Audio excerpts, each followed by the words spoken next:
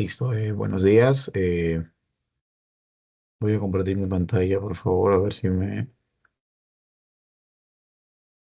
lo logran ver ya.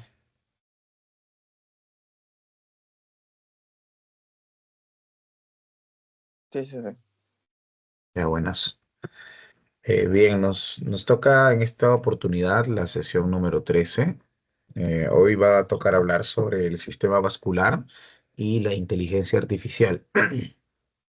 Es importante hablar, ¿no?, del sistema vascular, ya que acá incluso se puede aplicar lo que es la radiología intervencionista, como las angiografías, que son de mucha utilidad para el diagnóstico, por ejemplo, de obstrucciones, de sangrados, de trombos, de neovascularizaciones por tumores, entre otros, ¿no? Entonces, la evaluación del sistema vascular siempre va a ser muy importante en en toda especialidad. ¿Ya? Entonces, es importante poder verlo. Y bueno, también les ponen un tema de inteligencia artificial, que es un tema bastante corto, que solo trata de resumir de que la inteligencia artificial puede ayudar para poder diagnosticar cierta patología, pero no va a ser 100% concluyente. El médico radiólogo tiene que tener la capacidad de poder tener o poder discernir su propia conclusión, ya que la inteligencia artificial incluso se puede confundir, ¿no? Vamos entonces a iniciar con sistema vascular. Bien, como les mencionaba, el sistema vascular se puede estudiar de diversas maneras. La radiología convencional, en este caso, es una técnica ionizante, ya sabemos, y se puede utilizar de estas formas, ¿no? De tal, obviamente también en arco en C. Este arco en C se puede utilizar en las salas de radiología intervencionista o en las salas de quirófano, ¿ok? Se puede ver de esta forma, pero no va a ayudar más que para estudiar los grandes vasos. ¿Ya? Y es más, hasta para estudiar los grandes vasos es muy limitado, ya que solo se puede ver como, o sea, recuerden, ¿no? El arco superior derecho del corazón, que viene a ser la vena cava superior, o también se puede ver el arco superior izquierdo, que viene a ser el botón aórtico. Solo eso se va a poder estudiar, y obviamente el corazón, que es la cámara, cardíaca, ¿no? Y que es bastante importante, obviamente. La radiología convencional entonces va a tener una función bastante limitada para el estudio de los vasos como tal, a no ser de que usemos nosotros contraste. Sin embargo, aún así es muy limitado. Para eso se utilizan las otras técnicas que vamos a ver. ¿Ok? Bien. En principio se tiene la ecodoppler. La ecodoppler viene a ser una técnica bastante importante para el estudio de de los grandes vasos y los vasos sanguíneos. ¿Por qué? Porque es bastante accesible, es bastante barata y es muy buena. Ya te ayuda a poder ver, por ejemplo, o poder diagnosticar la trombosis venosa profunda también. ¿Ok? Te ayuda a poder diagnosticar también alteraciones en las en las arterias epicárdicas también. Ya, entonces, el ecodoppler viene a ser una técnica no ionizante, incluso que es muy segura para las pacientes embarazadas, para los pacientes niños o para los pacientes adultos mayores, porque no es ionizante, no genera radiación como tal, ya que utiliza ultrasonidos para generar la imagen, ¿no? Mediante su transductor emite sonidos, estos rebotan dependiendo de la masa del, de la masa a la que a la que el sonido se está enfrentando y regresa al transductor para poder verlo en la imagen como tal. ¿Ya? Y esto es muy importante, ya que el ecodoppler, aparte de ser no ionizante, ser buena, barata y bonita, también permite evaluar la función de las arterias de las venas al momento. ¿Ya? Entonces, como se puede evaluar al momento, se puede tener características del flujo, como la velocidad, el índice de resistencia, el índice de pulsatilidad, entre otros. Y no solo eso, sino que nos puede dar características cuantitativas, como puede ser cualquiera de estos de acá, como nos puede dar características cualitativas de si hay o no hay flujo. Por ejemplo, estás evaluando un pie diabético y necesitas ver a partir de dónde es que no hay flujo sanguíneo para irrigar a los pies, al pie del diabético. Entonces le haces un ecodoppler. Le haces un ecodoppler en el tercio inferior, por ejemplo, del miembro derecho y te sale de que no tiene ninguna irrigación. Por lo tanto, esa vendría a ser una característica cualitativa. No hay irrigación, entonces tienes que ver más arriba y vas evaluando poco a poco para ver cuál vendría a ser el manejo y si es que el paciente es apto o no para hacerle una amputación infracondilia o supracondilia, ¿no? Que viene a ser por debajo de la rodilla o por arriba de la rodilla, ¿ok? Obviamente para llegar a en esos casos, para llegar a una amputación del miembro de un diabético, tiene que ser ya la última medida que se pueda tomar. ¿No? Porque las amputaciones están asociadas, ¿no? A empeoramiento del paciente y a desarrollo incluso de infartos del miocardio o accidente cerebrovascular, ¿ya? Pero el ecodoppler entonces viene a ser de mucha ayuda para poder estudiar como tal los vasos sanguíneos.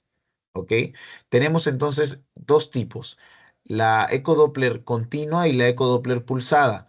La diferencia entre ellos es que, por ejemplo, la pulsada va a emitir pulsos de ondas de manera continua y no va a esperar a que regrese la otra para poder emitir otra onda, otro pulso de onda. Es decir, el pulsado entonces va a enviar pulsos de onda de manera continua, sí. Perdón, me estaba confundiendo. El continuo en este caso, perdón, este, va a emitir las ondas de manera continua sin importar de que regrese la onda para emitir otro pulso. No sé si me dejo entender. A ver, el pulsado necesita que regrese la onda para poder emitir otra onda. Ya, o sea, se hace de uno en uno, mientras que el continuo no. Tú puedes emitir muchas ondas y a la vez te pueden regresar muchas ondas también, pero aún así puedes volver a emitir pulsos de onda. Ya esa es la principal diferencia. Ya, entonces, como vemos acá, el continuo emite y recibe la señal al mismo tiempo, adquiriendo todos los flujos y movimientos, mientras que el pulsado envía pulsos de ondas que deben regresar antes de emitir otro. Esa es la principal diferencia. Y en el pulsado, esto es muy importante, tenemos estos tres principalmente. La eco Doppler espectral, la eco Doppler color y la eco Doppler power. ¿Ok?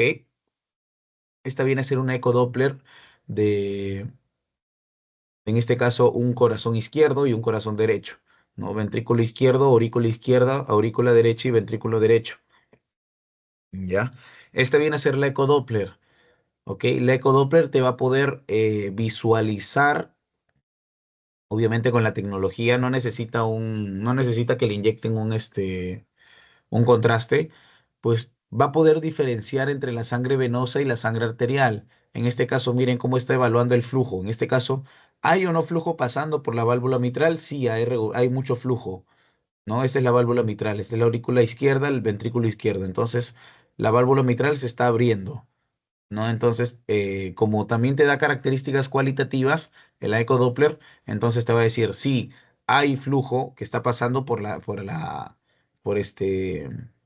la válvula mitral. Ahora, también te da valores cuantitativos, entonces tú vas a poder decir qué cantidad está pasando o si es que solo está pasando por un orificio y cuánto mide ese orificio, etcétera, etcétera, etcétera.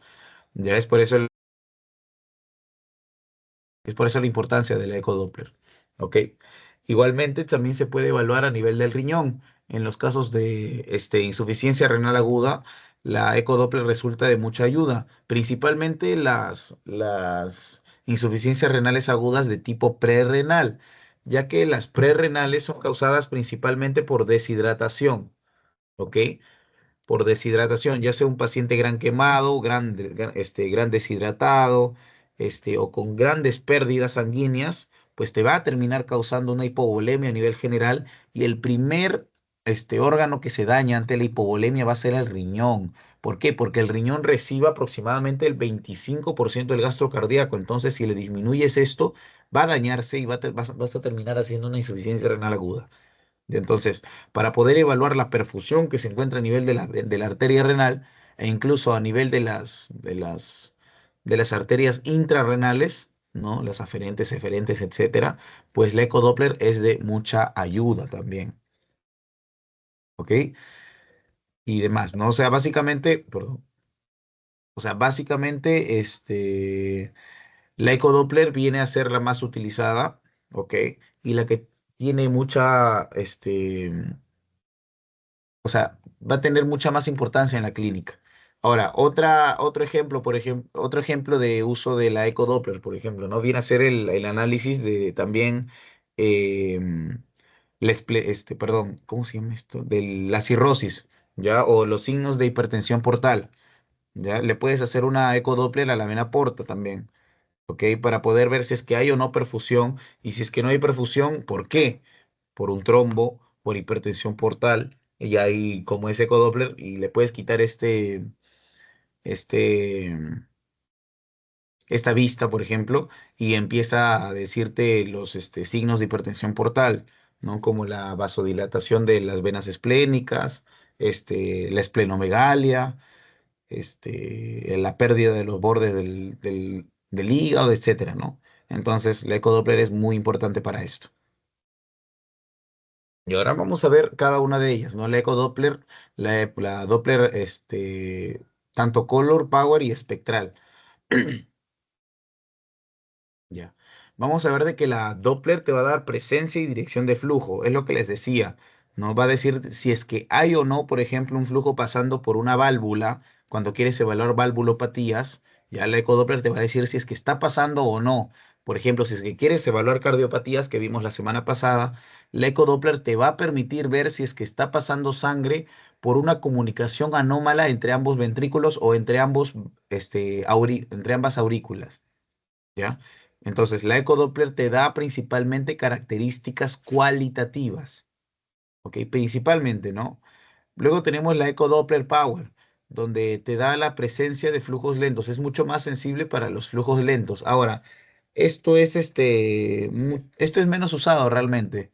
Ya es menos usado, te da los flujos lentos, pero no te da la dirección. Por eso es que menos usado. Ya, pero también se tiene como herramienta. Y luego se tiene la Doppler espectral, que sí ya es netamente cuantitativa.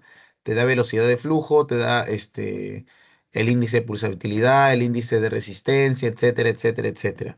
Ahora, hoy en día también la Doppler Color viene a ser un poco cuantitativa, te da cierta cantidad que está terminando por pasar de la válvula o cuánta irrigación tiene cierta arteria, ¿no? La arteria hepática, la arteria renal, la vena porta, etcétera. Te va a poder evaluar el Doppler Color. Sin embargo, su característica hoy hablada por la teoría es que va a ser netamente cualitativa. ¿Ya? Hoy en día los radiólogos utilizan a la ecodoppler también como cuantitativa, pero para razones de examen, cualitativa. Ya posiblemente se cambie más adelante, ¿no? La teoría, pero la teoría dice que es cualitativa. Mientras que la única que es cuantitativa viene a ser la Doppler espectral. Esta te va a sacar la medida de prácticamente todo, la cantidad, ¿ok? La cantidad. ¿Cuál es la más utilizada? La Doppler Color. No se olviden, la Doppler Color te va a permitir ver siempre el flujo sanguíneo, si es que hay o no, y la dirección. Es por eso que es cualitativa. Mientras que la Eco Doppler Power solo se va a centrar en los flujos lentos, pero no da la dirección. Es decir, se va a ver de esta forma. No te va a decir que va a pasar por acá a otro lado. No, no te da la dirección. No te da, no te da la información de si es un flujo laminar o es un flujo turbulento. No te lo da. En el caso de la Doppler Color, sí. ¿Ya? Ahora, ¿quieres ver el índice de resistencia? ¿Quieres ver a qué velocidad va el flujo sanguíneo? ¿Ya? O la pulsatilidad, en este caso de la arteria o de la vena, pues ya la Doppler espectral te va a ayudar porque es mucho más cuantitativa. ¿Ok? Por ejemplo, en los casos de insuficiencia cardíaca, ya se tiene que evaluar cómo está la fracción de eyección, ¿no? En estos casos se puede utilizar la espectral directamente, pero se suele utilizar la Doppler Color también. ¿Ya? Para ver si es que está pasando o no, o si es que esa insuficiencia cardíaca puede ser a raíz, o bueno, no solamente puede ser a raíz de una insuficiencia cardíaca hipertensiva, que es una de las más comunes, sino también tiene que tener, o bueno, si es que tiene también una causa valvular, ¿no? Entonces es importante también la ecodoppler para poder descartar patología. Vamos a seguir. Ya. Ahora, la angiotem. La angiotem o la angiotomografía es una técnica recientemente añadida, ¿no? A la práctica médica, no tiene mucho tiempo, es nueva, pero tiene mucha sensibilidad y especificidad diagnóstica, ¿ya? Por ejemplo, para el diagnóstico de accidentes cerebrovasculares, el angiotem va a la cabeza, ¿ok? Por ejemplo, para la determinación del riesgo según calcificación de la arteria coronaria para infarto de miocardio agudo, la angiotem va a la cabeza. O sea, tiene muchas funciones la angiotem. ¿Por qué digo de la calcificación? ¿Por qué en calcificación de la arteria coronaria se utiliza el angiotem y no se utiliza la angioresonancia? Porque la resonancia, bueno, como su nombre lo dice, la resonancia no ve calcificaciones, recuerden. Es por eso de que, es por eso que en esos scores para determinar el riesgo de IMA, de infarto de miocardio agudo, pues se utiliza la angiotem para ver la calcificación de la arteria, de las arterias coronarias, ¿no? Y así determinas el riesgo de IMA a los 5 años, ¿ya? Pero no solo eso, sino que también le puedes hacer una angiotomografía para ver si es que hay un sangrado a nivel cerebral o si es que hay una isquemia a nivel cerebral. ¿Ok? Ambos van a utilizar sustracción digital, es decir, se van a quitar las estructuras óseas, se quitan las estructuras sólidas como los órganos, ¿no? Se quita todo para poder evaluar solamente los vasos sanguíneos. Y con los vasos sanguíneos vas a poder ver si es que tiene un sangrado o una zona de trombosis, por ejemplo. ¿Ya? Entonces, y no solo se hace a nivel de la cabeza, sino también que le puedes hacer a nivel de cualquier parte del cuerpo. Principalmente esto está indicado en lo que son las aneurismas de aorta abdominal, que son una emergencia médica y que en estos casos tienes que hacer riesgo-beneficio, ya que a veces, como es una emergencia médica, viene así nomás el paciente y a veces les piden, ¿no? Para que entre a tomografía siempre tiene que tener sus valores de urea y creatinina, función renal normal. ¿Por qué? Porque se va a utilizar el contraste, ¿no? Hoy en día realmente eso está en discusión. Ya, pero les estoy diciendo lo que dicen, por ejemplo, los técnicos en radiología o los de radiología en sí, para que entre un paciente a tomografía o angiotem, que tiene que tener sus exámenes de función renal. Si no los tiene, no entra. ¿Ya? Hoy en día esa conjetura está discutida, ya que hay algunos de que dicen de que no importa realmente porque simplemente no se ha demostrado al 100%, ¿no? Entonces, por ejemplo, a veces esos pacientes con aneurisma de la arteria aorta, de rotura de aneurisma de la arteria aorta, entonces son emergencia médica. Entonces, se tiene que ver riesgo-beneficio, ¿no? En estos casos se les tiene que hacer un angiotem a como dé lugar porque si tú tienes la sospecha diagnóstica de esta patología, en cuestión de horas, de minutos, se va a morir, ¿no? Entonces, es por eso que tienes que evaluar el riesgo-beneficio. Entonces, vas directamente al radiólogo, le dices, mételo obviamente al tomógrafo para que le hagas un angiotem y pues en el caso le haga mal el contraste, pues se le tiene que este, nefrodializar, ¿no? En el peor de los casos, ¿no? Que a veces no ocurre eso. Pero vemos en sí las indicaciones de angiotemo o angiotomografía viene a ser los aneurismas, las obstrucciones, las malformaciones, los atrapamientos e incluso las masas, ya que las masas también se puede ver como que un ovillo capilar bastante concentrado, ¿no? En estas masas porque las masas se caracterizan de las neovascularizaciones, ¿no? Ahora, recuerden que utiliza contraste yodado y es una técnica ionizante. Entonces, a estos pacientes no le puedes hacer bueno, a los pacientes, por ejemplo, no le puedes hacer a los pacientes embarazadas no les puedes hacer un angiotema. Ya no les vas a hacer un angiotem porque es una técnica muy ionizante. Es de las técnicas más ionizantes que se tienen junto a la medicina nuclear, la angiotem. Entonces es importante que tengan en cuenta esto. A un niño pequeño tampoco le puedes hacer un angiotem, ni tampoco a un paciente adulto mayor. A los extremos de la vida ni a las pacientes embarazadas, ya que la radiación obviamente tiene un efecto teratógeno contra el feto y puede causar malformaciones en él, ya incluso mortinatos. Es por eso que se tiene que tener cuidado. Entonces, vemos las imágenes, por ejemplo, que tiene sustracción digital. ¿Por qué? Porque solo se ven los vasos sanguíneos. Ya, solo se ven los vasos sanguíneos. En este caso, miren cómo está saliendo directamente la subclavia por la arteria, por el arco aórtico, la subclavia derecha, ¿no? Porque la subclavia izquierda siempre va a salir por el tronco brachiocefálico, ¿no? Y luego recién ahí sale la subclavia. Ahora, esto es muy importantísimo, ¿por qué? Porque te evalúa la calcificación. Miren cómo se calcifica. ¿Ya? Miren cómo está decalcificado a este nivel. Este paciente tiene alto riesgo de tener un infarto miocardio agudo o un accidente cerebrovascular principalmente. ¿Por qué? ¿Por qué? Porque a este nivel es donde empiezan a nacer las arterias cerebrales, ¿no? Incluso ya estos ya son las internas, las que entran a nivel del cerebro. No es por eso que tiene alto riesgo realmente, porque como son placas ateromatosas, básicamente son placas, ¿no? Estas placas se pueden romper y pues un émbolo puede desprenderse y llegar a cualquier parte del cerebro. Y ahí es la principal causa de ACV, la causa aterotrombótica. Y de la causa aterotrombótica, el lugar más frecuente de accidente cerebrovascular viene a ser la arteria cerebral media. Ya, y si hablamos de derecha e izquierda, la izquierda es la más común. ¿Ya? ¿Por qué no digo infarto de miocardio agudo? Porque no tengo información de lo que pasa más adelante. O sea, perdón, más atrás. Ya la aorta ascendente empieza desde acá, este es el arco aórtico y este es la aorta descendente. ¿Ya? Acá este nivel donde empieza la aorta, básicamente las primeras ramas que dan son las dos coronarias. Son las dos coronarias. Entonces puede haber también calcificación a nivel de las coronarias o incluso un poquito antes. Y es por eso que se tiene que evaluar con un angiotem. ¿Ok? Igualmente acá, por ejemplo, tiene sustracción digital, sí, pero no es lo mismo. Ya, no es lo mismo. En este caso, por ejemplo, tiene aún las estructuras óseas, ¿no? Y tiene alguna que otra estructura también muscular, alguna estructura visceral, etcétera, ¿no? Entonces, ¿qué nos va a permitir también evaluar? Nos va a permitir evaluar también la tortuosidad, en este caso, de las arterias, de los vasos sanguíneos.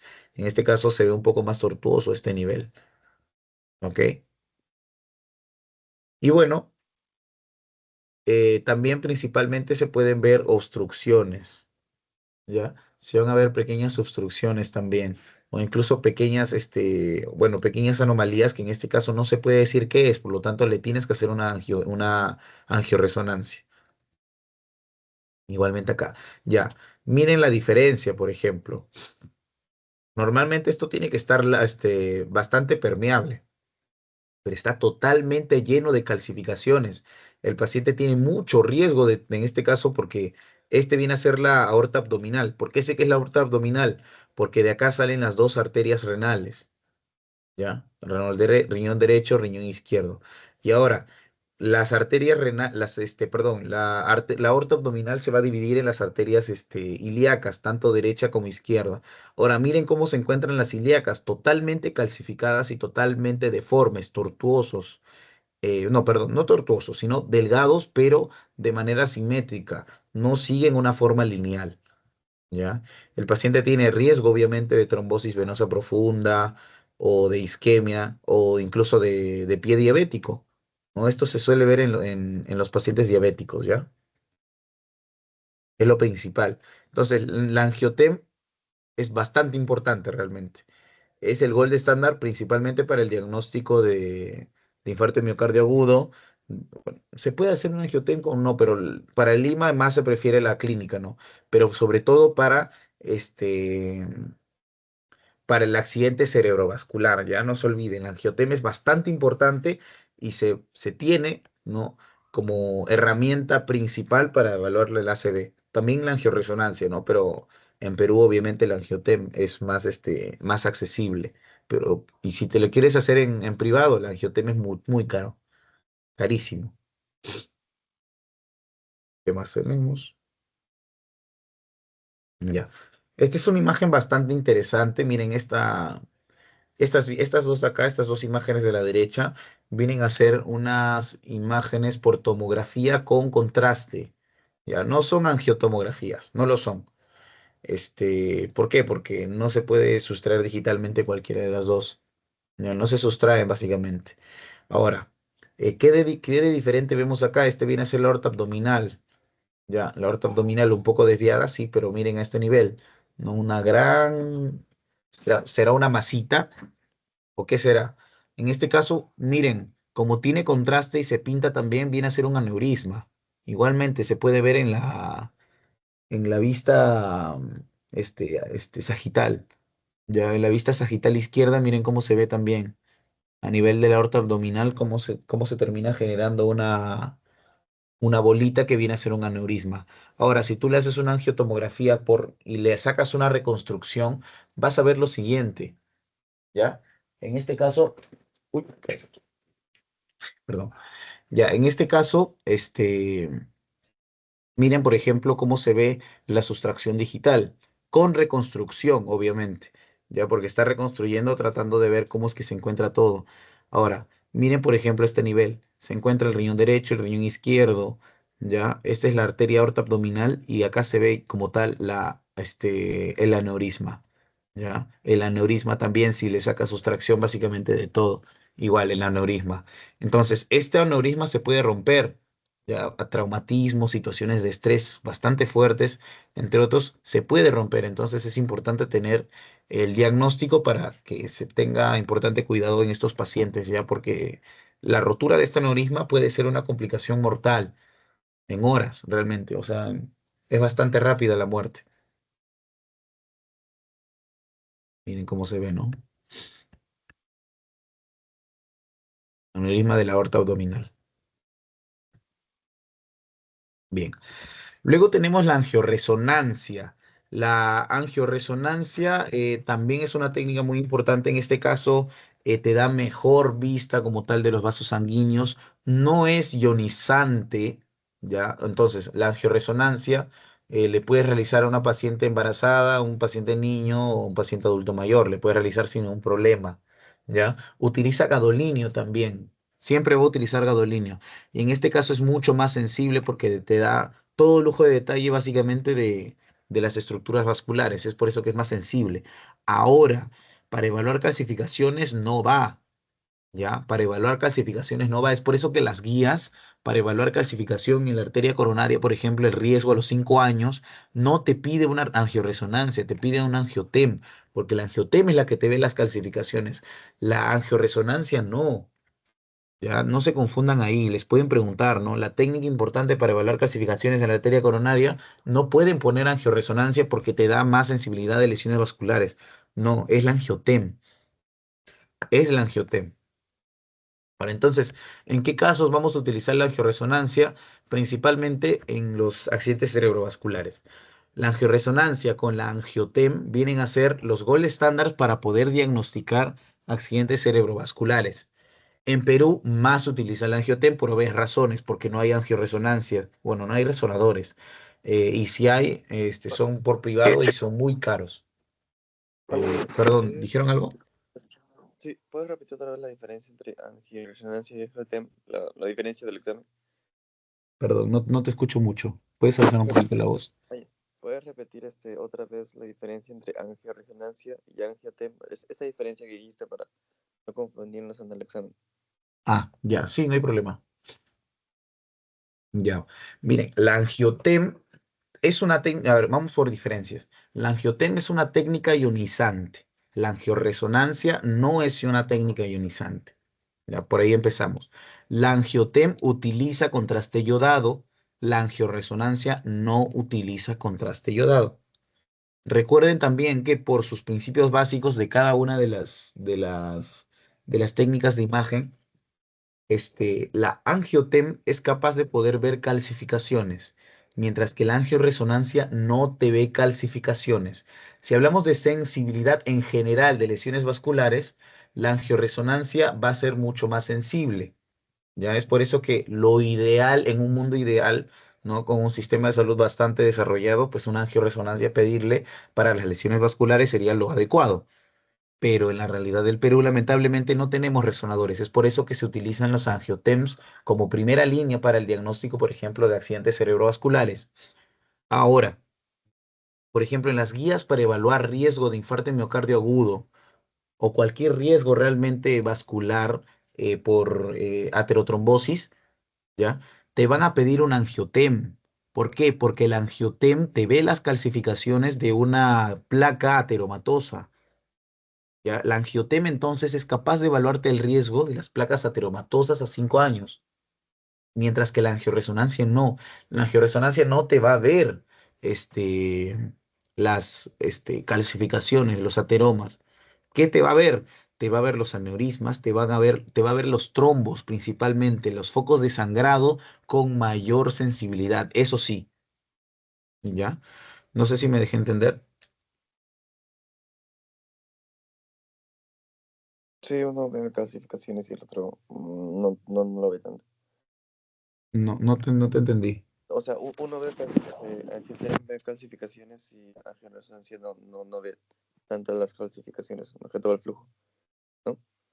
Más que todo el flujo, eh, angioresonancia.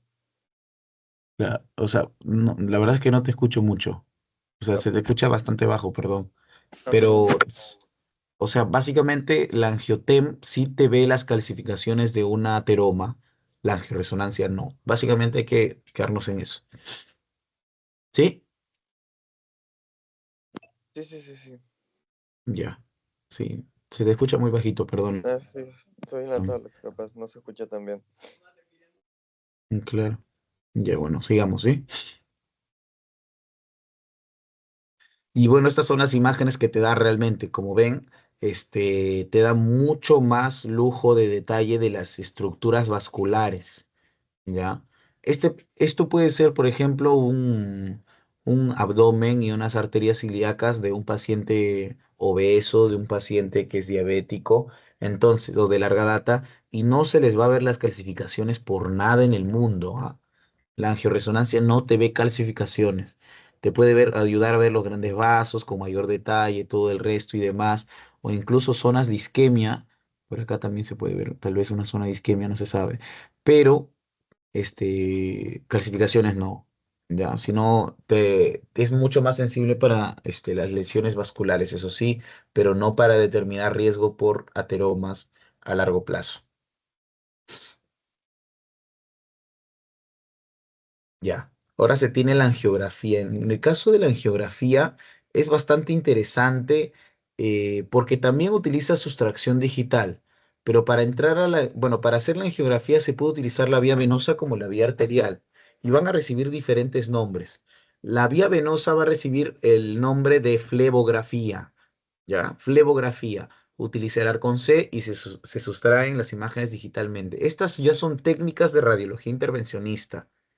¿Ya? ¿Por qué? Porque le estás añadiendo una vía como tal y le vas a terminar haciendo como que una canalización. Y es por eso que es intervencionista, ¿ya? Mientras que la vía arterial, en este caso es vía venosa, ¿ya? Mientras que la vía arterial viene a ser así de diferente, ¿ya? Obviamente que como es vía venosa, se va a intervenir con una aguja superficialmente, ¿no? Porque las venas están más arriba. Mientras que la vía arterial viene a ser más incluso, o sea, viene a ser mucho más invasiva que la flebografía. Ya se puede utilizar angiotema, o arco en C. Ya. En este caso es mucho más usual usar el arco en C. Ya, principalmente porque se utiliza más la radiografía que el angiotem para poder hacer o para poder tener estas vistas. Ya, vamos a ver cómo es que se ve. Bien. Ah, y la principal diferencia viene a ser esto, que que la flebografía te da una buena opacificación, es decir, vas a poder verlo en el arco en C, en la radiografía, cómo es que se ven las venas y cómo se terminan, incluso viendo las pequeñas vénulas como tal. Entonces, la vía venosa tiene una pacificación correcta, se ve al 100% de detalle cómo se ven las venas, mientras que cuando le inyectas, la vía arterial, pues viene a ser todo lo contrario. La opacificación viene a ser mediocre y se va a ver de esta forma. Esa es la principal diferencia también. Miren, por ejemplo, en este caso, cómo se ve una arteriografía por punción directa. Ya la opacificación no es tan buena. Igualmente acá, cómo es que se ve de tortuoso en este caso las arterias ilíacas. Esta es la arteria aorta abdominal. E igualmente en este caso viene a ser ortografía translumbar. Ahora, en estos casos viene a ser esto ya no, ya prácticamente ya no se usa. ¿Por qué? Porque es básicamente inyectarle el contraste. a través de la aorta, que es un que es un gran vaso, ¿no? Por lo tanto, es recontrainvasiva y puede llevar consigo bastantes complicaciones. Es por eso que se utilizan los de acá, las arteriografías por punción directa, que usualmente estas arteriografías suelen tener como foco de inyección, como punto de inyección, la arteria femoral. No se olviden. Ya la arteria femoral es importantísima. Se pueden utilizar otros puntos, sí, pero la arteria femoral es la principal, ¿ya? Mientras que la ortografía translumbar va a estar indicada en lo más último, cuando no tenga ninguna, o sea, no tenga accesible ningún punto como tal de entrada, ¿ya? Pero después no. O sea, antes de eso no se va a utilizar básicamente. Antes se utilizaba mucho, ahora ya no. ¿Ya? Igualmente, estos son angiografías ilíacas y femorales. Miren cómo es que se ve este pequeño, esta pequeña lesión lesión a este nivel, pareciera que hay un trombo, ¿no? Que o sea, vamos a hacerle un pequeño zoom. Pareciera que hay acá un trombo, ¿no? Que por circulación colateral está haciendo que llegue la sangre en menor cantidad hacia el lado distal, ¿no? Pero pareciera que acá en esta arteria hay un trombo como tal, a nivel de la arteria femoral, parece que es, porque es más delgadita. Esta es la angiografía cerebral, también se puede hacer angiografías cerebrales para el diagnóstico en este caso de tumores o de aneurismas rotos, también la angiografía cerebral ayuda mucho, pero es también muy invasiva, ¿ya? Y en este caso también viene a ser renales, ya ortografías que te puede ayudar a ver las arterias renales, cómo es que hay una pequeña estenosis a este nivel. Ahora, ¿cómo o por qué hay una estenosis? Habría que estudiarlo.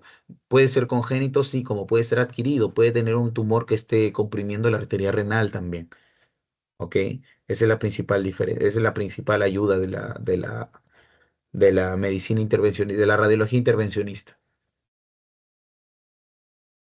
¿Qué más tenemos? Tenemos en este caso angiografías coronarias. En este caso sí está permitido hacer las angiografías coronarias para poder diagnosticar infartos de miocardio agudo. ¿Ya? Recuerden una cosa importantísima de anatomía, ¿no? Las arterias coronarias no se comunican. Es por eso de que si es que una se afecta, la otra no va a poder compensar la irrigación sanguínea de la otra. No sé si me dejo entender. Si la arteria coronaria derecha se trombosa, ya no llega flujo sanguíneo a lo que la arteria coronaria derecha irriga, entonces la arteria coronaria izquierda no va a poder suplir las necesidades. Es por eso de que es un evento agudo y puede causar la muerte del paciente porque no hay colateralidad sanguínea que pueda ayudar a ese lado isquémico. No hay.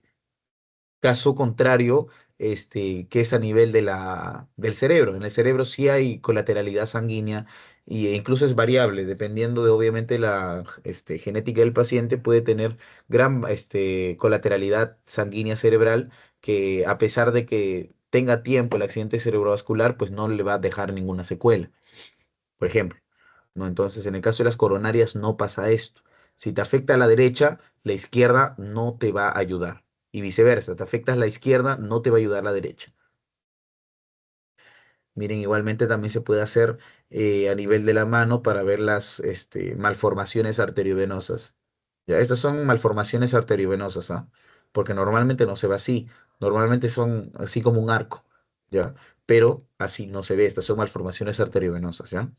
E incluso esto se puede ver en el Raynaud, ya en el fenómeno de Raynaud, en algunas enfermedades autoinmunes como la esclerodermia. Entonces, es importante también poder evaluarlo. Igualmente, en estos casos ya viene a ser flebografías, ya flebografías. Incluso se ve acá cómo le están inyectando el contraste, ¿no? Cómo le están inyectando el contraste por medio del pie. ¿Ya? Flebografías, o sea, la flebografía también sirve para ayudar, para poder diagnosticar, por ejemplo, las trombosis venosas profundas, principalmente, ¿ya? Ah, me olvidaba comentarles. Cuando se evalúa la trombosis venosa profunda, siempre es importante tener imagen por lo menos hasta la cresta ilíaca del mismo lado, por lo menos. Es por eso que se le toma desde la punta del pie hasta la cresta ilíaca del mismo lado, por lo menos, ¿ah? ¿ya? Porque es importante, porque a cualquier nivel puede estar la trombosis venosa profunda, ¿ya? Ya. Ahora, este es importantísimo, el método de Seldinger. Normalmente lo preguntan, pero lo preguntan de manera muy superficial, ¿ya? Este viene a ser el método de Seldinger, o sea, básicamente les pueden preguntar los pasos. Por ejemplo, en este caso se necesita un ambiente estéril porque es obviamente intervencionista y es en una sala de cirugías, en un quirófano, ¿ok? En radiología intervencionista. Tiene que tener ayuda fluoroscópica y la ayuna del paciente. Es simplemente una indicación, la parte de la ayuna. Ya, es una indicación que se tiene que tener. Ahora, ¿cuáles son los pasos? El primer paso viene a ser la canalización femoral. Recuerden, siempre que se habla de arteriografía o angiografía, ¿ya? La, la zona de canalización más frecuente o más importante viene a ser la femoral, ¿ya? La femoral, principalmente la femoral derecha. ¿Ok? Depende también, ¿no? De cuál maneje mejor el paciente o su deseo. Ahora, la colocación de la guía va después, luego se tiene la colocación del catéter y bueno, finalmente se retira el catéter y se termina opacificando con el contraste. ¿Ya? Y pues te va a terminar dando las imágenes que me parece que tengo acá después, estas imágenes de acá, que son muy sensibles realmente. El método de Seldinger te permite poder ver, por ejemplo, estas pequeñas zonas que parecen de trombos o de falta de irrigación. ¿Ya? Entonces el método de Seldinger es bastante importante, que se sigue utilizando hoy en día también. ¿Ya? Miren, por ejemplo, a ver, voy a hacer un pequeño zoom. O sea, requiere de ayuda fluoroscópica. Miren este pequeño zoom. La arteria renal derecha, ¿ya? La arteria renal derecha y la arteria renal izquierda. Miren cómo al inicio de la arteria renal izquierda hay una gran estenosis marcada, ¿no? Que puede traer consigo incluso una insuficiencia renal aguda, ¿no? Igualmente acá se ve con más detalle, ¿no? La arteria renal izquierda como está totalmente estenosada. Y les pueden preguntar de métodos de Seldinger, por ejemplo, les pueden preguntar los pasos, ¿ya? Y les pueden preguntar la necesidad como tal. Se necesita un ambiente estéril, obviamente, la fluoroscopía y la ayuna del paciente. Más de eso realmente no les van a preguntar, ya del método de Seldinger. Es por eso que lo estoy pasando relativamente rápido.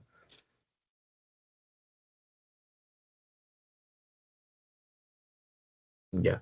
Ahora vamos a ver la radiología intervencionista. Es probablemente lo más importante, cuando se habla como tal de evaluación de vasos. ¿Ya? ¿Por qué? Porque la radiología intervencionista te permite ser, obviamente, mucho más, perfecto o tratar de llegar mucho más al diagnóstico. Y no solo al diagnóstico, sino que la radiología intervencionista te permite hacer tratamiento, te permite hacer tratamiento. Es por eso la gran importancia que tiene y no solo se limita a la cardiología para un infarto o a la neurología para un ACV. No, no solo se limita a eso, se limita a prácticamente todas las especialidades. Se limita prácticamente todo. ¿Ya? Tiene la flebocabrografía, que es básicamente lo que hemos visto, ¿no? Que se opacifica las venas de los miembros inferiores, ¿no? De la femoral y también de las cavas para usar contraste iodado o dióxido de carbono, ¿no? Es básicamente lo que hemos visto, ¿no? La diferencia entre flebocabrografía y la flebopunción directa, que es directamente sobre los miembros inferiores, ¿no? Sobre la vena femoral. Este es el gold estándar para las malformaciones vasculares y las venolinfáticas de bajo flujo, por ejemplo, estos, ¿no? Esto de acá, son malformaciones vasculares. Son benignas normalmente, ya son benignas normalmente, como se ve acá, ¿no? Totalmente lleno de malformaciones arteriovenosas, ¿no? Y ahora vamos con lo más importante, la angioplastía, ¿ya? La angioplastía es de suma importancia realmente para poder ver todo esto, ¿ya? Por ejemplo, la angioplastía viene a ser básicamente la recanalización vascular. Ya, la recanalización vascular, es decir, tienes una trombosis, te lo recanalizo, te lo perfundo. ¿Con qué? Con la angioplastía, ¿ya? Y de aquí lo más importante, ¿por qué? Porque un paciente con infarto de miocardio agudo tiene hasta 2 horas del inicio de los síntomas, hasta que se le haga una angioplastía. Después de esas 2 horas no se le puede hacer una angioplastía, se tiene que ya utilizar los trombolíticos, los antiagregantes plaquetarios, etcétera.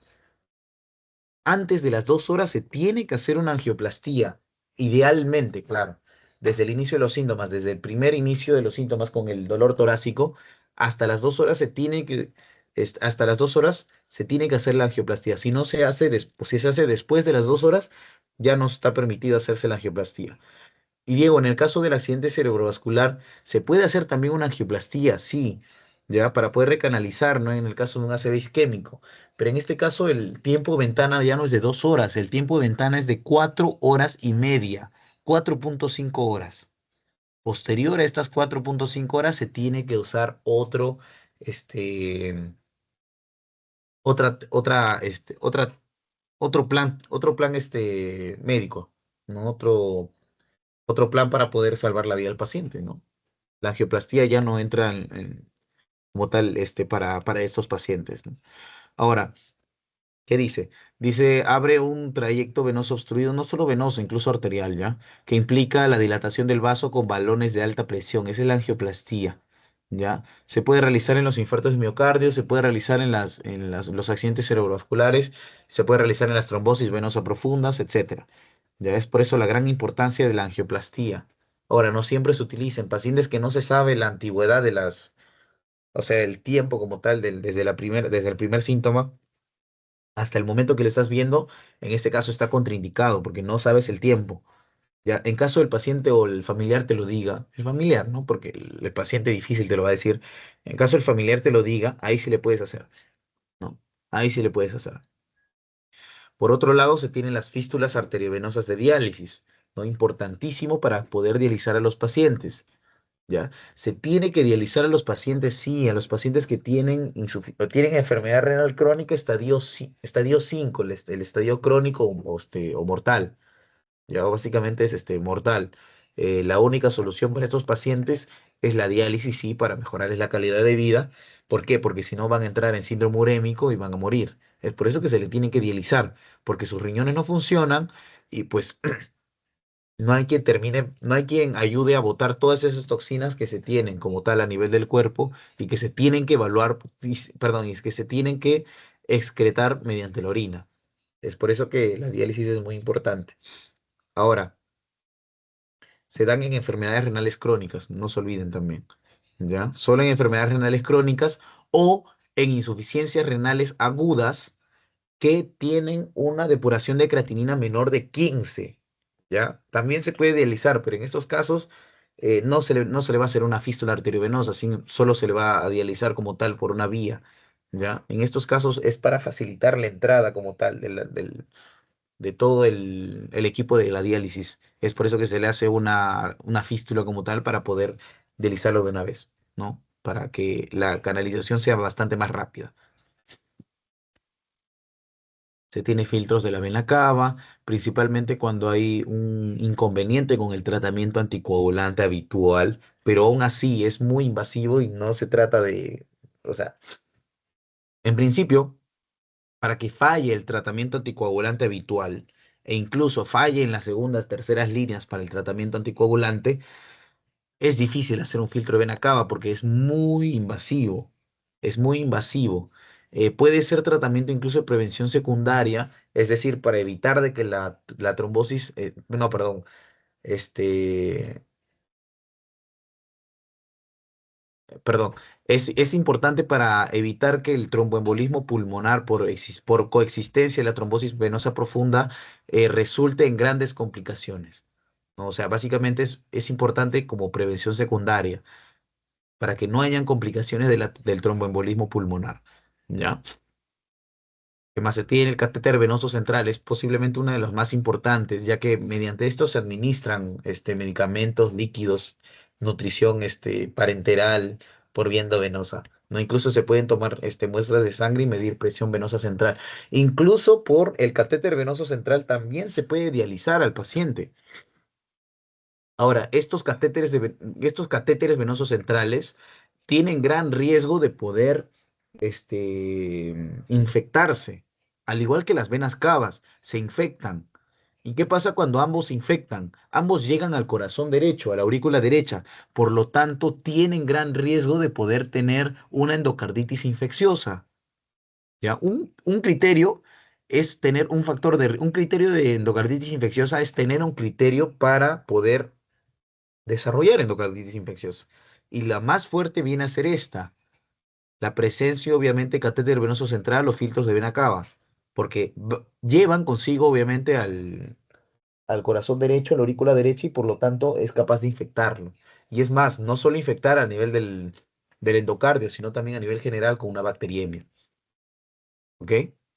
Entonces, el catéter venoso central es eso. Normalmente, al paciente se le trata de hermetizar lo más posible al paciente después de haberle administrado ciertas sustancias o haberle hemodializado. No se le trata de dejar lo más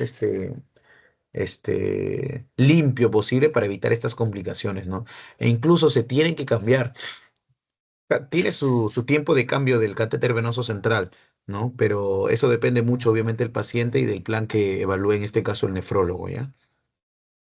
Ojo, el nefrólogo incluso no cambia un catéter venoso central, lo cambia el radiólogo intervencionista.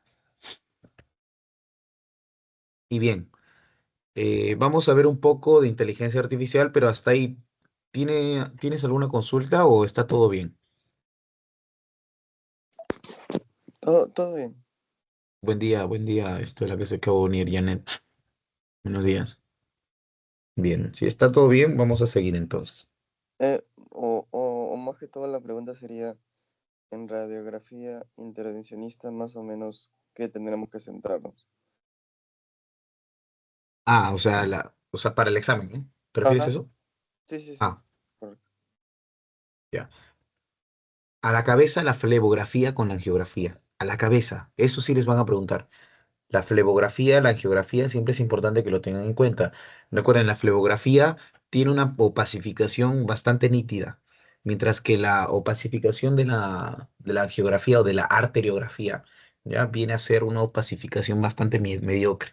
La principal diferencia, les pueden poner una imagen y si ven o sea, si ven como, por ejemplo, una pierna con los vasos bien delimitados y de color blanco, como estamos en radiografía, lo blanco es radiopaco, los vasos lo ves radiopacos, pues ya hablas de una flebografía. Pero por el otro lado, si ves una opacificación bastante mediocre, ya hablas de una angiografía o de una arteriografía, ¿ya? De acá, ¿qué más pueden estudiar de la radiología intervencionista? Yo les diría que estudien esto, la recanalización vascular y angioplastía, ¿ya? ¿Por qué? Principalmente los tiempos. Para un infarto miocardio agudo se necesita 2 horas. Antes de las 2 horas para poder hacer una angioplastía. Después de las 2 horas no le haces una angioplastía.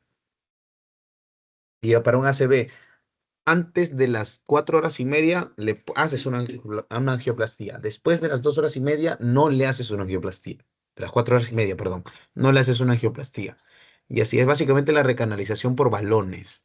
Ya esto sí es importante que lo tengan en cuenta. Y también el catéter venoso central, que es lo más utilizado. El catéter venoso central. Ténganlo en cuenta nada más.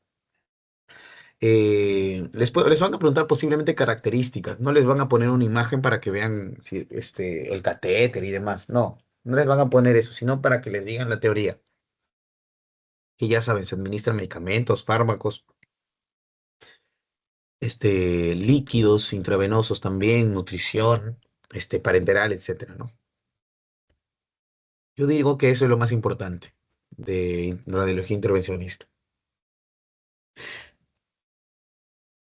¿Está bien? Correcto, está bien. Bien. Vamos a ver entonces inteligencia artificial. Inteligencia artificial es un tema bastante corto.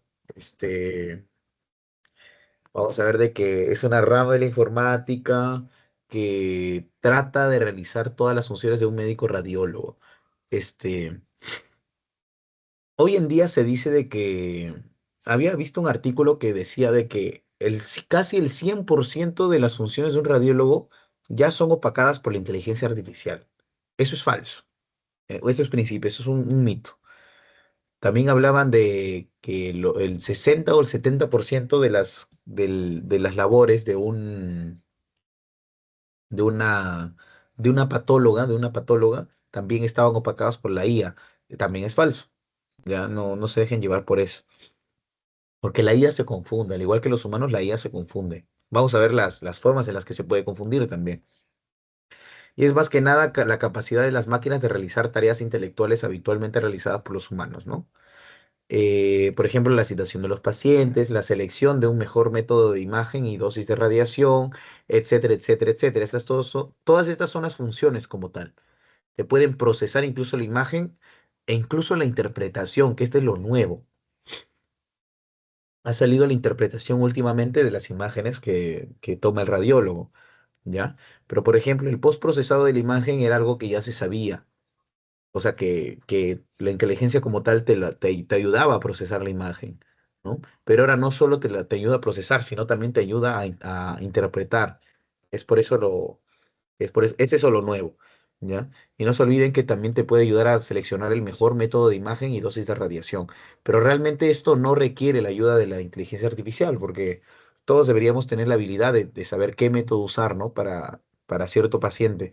Ahora, no estoy diciendo que no se debe utilizar la inteligencia artificial. En el caso de la radiología, se tiene que utilizar la inteligencia artificial, ya que es una herramienta para poder realizar diagnósticos. Eso sí, es una herramienta para poder realizar diagnósticos. Se debe usar de forma complementaria, eso sí. ¿Ya? Eso sí. Ya. Por ejemplo, dice, la IA no va a desplazar a los radiólogos, sino que los radiólogos que utilicen la IA desplazarán a quienes no lo utilicen. No es eh, una frase bastante interesante, ¿no? Entonces los radiólogos deben utilizar la IA para poder llegar a diagnósticos mucho más certeros, ¿no? Y esto es básicamente la IA, ¿no? La IA es lo de acá, ¿no? Vemos, por ejemplo, perdón. Vemos, por ejemplo, que te puede interpretar como tal unos rayos X, ¿no? La opacidad, signos de tuberculosis y demás, ¿no? La pleura, el mediastino, el corazón, diafragma, huesos, etcétera. Y dependiendo de lo que esté positivo, te va a poner sí, te va a poner sí, sí, sí, sí, sí, sí, sí, sí, sí y demás, ¿no? En este caso, por ejemplo, miren a este lado cómo es que se ve un pequeño derrame pleural, ¿no? Incluso que está un poco tabicado, ¿no? Porque no se ve al 100% la curva de Damasó. Es por eso que vemos acá que hay una opacidad, sí, la opacidad en el pulmón derecho, ¿no?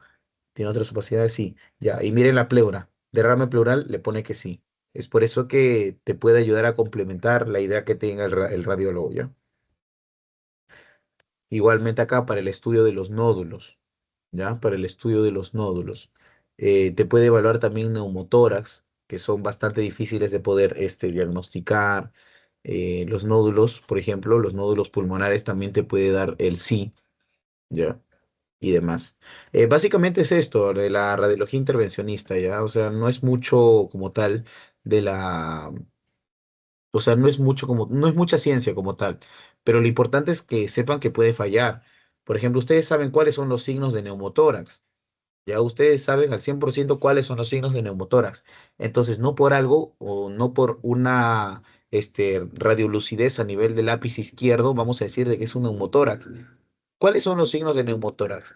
La pleura visceral que sea visible, el muñón pulmonar y obviamente todo el externo de la pleura visceral hacia afuera que sea totalmente radiolúcido, que sea totalmente negro. Esos son los signos de un neumotórax. Y miren, por ejemplo, la inteligencia artificial te lo diagnostica como un neumotórax cuando no lo es.